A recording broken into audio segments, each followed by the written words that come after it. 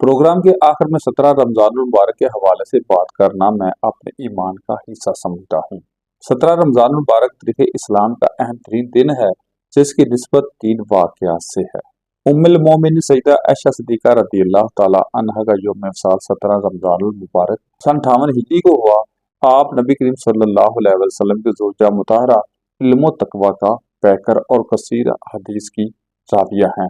Number 2، آقا کریم صلی اللہ علیہ وسلم کی صاحبزادی حضرت رقیہ رضی اللہ تعالی عنہا 17 رمضان المبارک سن 2 ہجری جس دن بدر کا معرکہ ہوا، اسی دن مدینہ منورہ میں وصال فرما گئی۔ حضرت رقیہ رضی اللہ تعالی عنہ حضرت عثمان غنی رضی اللہ تعالی عنہ کی زوجہ محترمہ تھی اور حبشہ کی ہجرت کرنے والی پہلی خاتون تھی۔